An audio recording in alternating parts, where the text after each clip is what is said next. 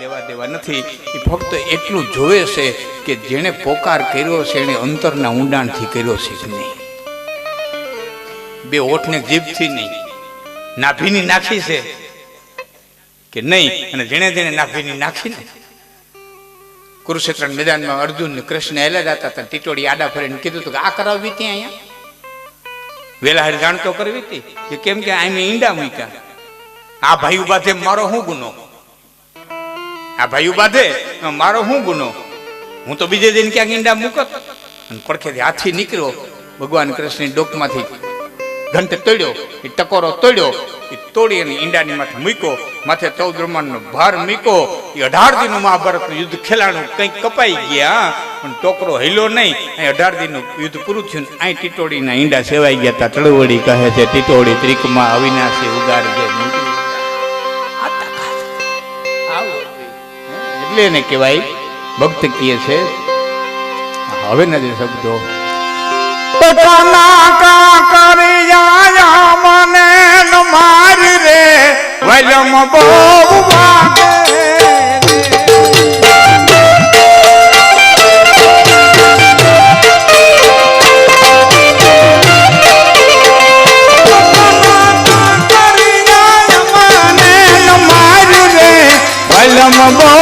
વાગે મારી સાસુ ચતુર સુજાન જગ કિન જાગે રે.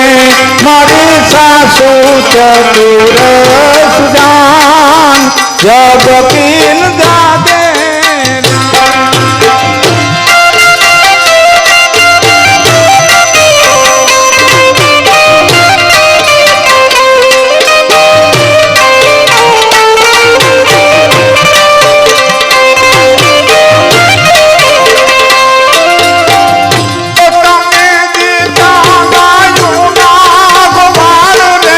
હવે હું હારી રે તમે ગીતા ગાયું ના ગવાડું રે.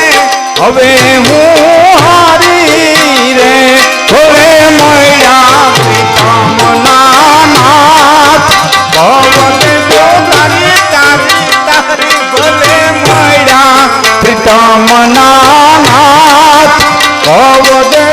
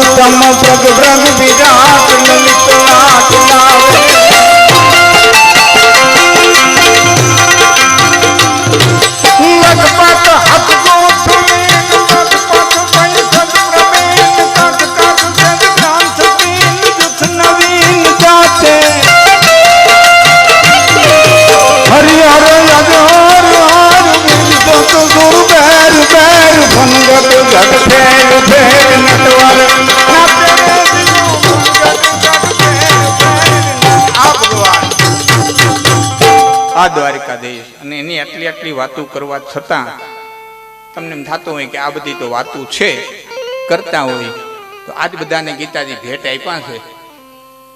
નો કોઈની પાસે હોય તો લઈ લીજો. ગીતા ખોલી 9મા અધ્યાયનો 22મો શ્લોક વાંચી લેજો. હું તમને ઠેકાણું દઈ દઉં એટલે તમારે જાજુ ખોખરવું ન પડે. ગીતા ખોલી 9મા અધ્યાયનો 22મો શ્લોક વાંચી લેજો. 5,500 વર્ષ પહેલા અખિલ બ્રહ્માંડના માલિકે કુરુક્ષેત્રના મેદાનમાં તમને મને એક વચન દીધું છે કે અનન્યાસી ચંતયંતો માયો જનાહ પરિઉપાસતે તેસામ નિત્યાભિયુક્તા નામ યોગક્ષેમમ વહામ્યહમ. અનન્ય રીતે મારે શરણે આવે તો તારા તમામ પ્રકારના ક્ષેમ કુશળની જવાબદારી મારી માથે છે. દાદા ભીષ્મે પ્રતિજ્ઞા કરીને કે હવારે અર્જુન નથી, પાંડવોના રાંધા ધાન રખડી ગયા. દાદો બોલે નહીં, બોલ્યા પછી ફરે નહીં, હવારે અર્જુન નથી, હવારે અર્જુન નથી, હવારે અર્જુન નથી. ભગવાન કૃષ્ણ નીકળ્યા, મહારાજા ધર્મના અડગો કર્યો ને તંબુનો, રાજા ધર્મ છે ને એ બેઠા બેઠા ભાલાને ઝેર પાતા હતા. ત્યાંથી આગળ ગયા. ભીમનો કોક્ષ આવ્યો, પડદો અડગો કર્યો ને ગદા ફેરવતો હતો, પ્રેક્ટિસ કરતો હતો. ત્યાંથી આગળ ગયા. સહદેવ તલવાર હજાવતો હતો. ત્યાંથી આગળ ગયા. નકુળ તલવારને ઝેર પાતો હતો.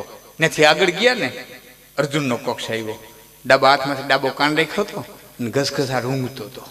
જઈ અને ભગવાન કૃષ્ણે ચાબુ કઢાડે, એ પાડ, દાદો પ્રતિજ્ઞા લઈને હવારે આવે અને હુતોસ. અર્જુને જરા કઈક ઉગાડીને કે તું જાગો ને,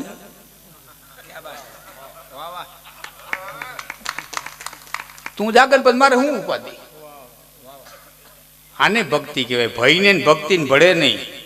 ભક્તિ કરો ને હૃદયમાં ભય હોય તો માનજો કાતી કાતી કાતી ક્યાંક કાતી. હા, સંપૂર્ણ શરણાગતિ.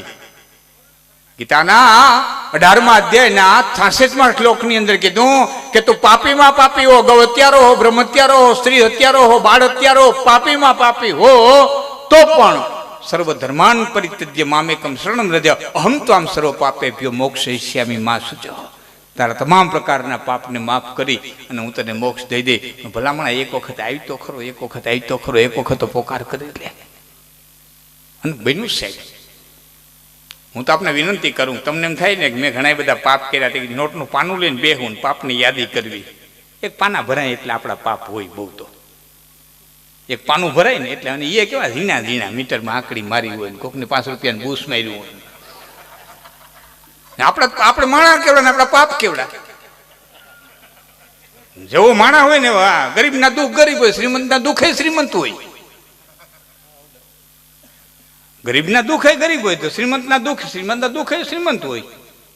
આપણે માણા કેવડા ને આપણા પાપ કેવડા ને. હા, પણ હું આપણે શું કરી શકીએ? પાપ કેવા કરી શકીએ? ઝીણા ઝીણા. મેં કીધું એવા ખોટું બોલ્યા હોય, ક્યાંક 2 ફેર બસમાં ટિકિટ ન લીધી હોય, ક્યાંક 5 પૈસા દેવાનું કઈ ન દીધા હોય, ખોટે ખોટી ફૂલ કરી હોય. આવા ઝીણા ઝીણા. તમને થાય લાખનજીભાઈ હું લપ ઉપાડી, લપ નથી. યાદ રાખજો, આવા ઝીણા ઝીણા. એને બદલે લૂંટી કુંવારી જાન સતી રાણી, લૂંટી કુંવારી જાન 7 વિસુ મોડ બંધા મારિયા. 140 વરરાજાઓને તો માંડવે નહોતા પહોંચવા દીધા. 7 વિસુ હાથું 14, 140 વરરાજાને માંડવે નો પહોંચવા દીધા. અને બેનભાઈની માથે તલવાર અચકાતા, અચકાણો નહીં. ગાયોને તરસી વાર્તા અચકાણો નહીં. આવો મહાન પાપી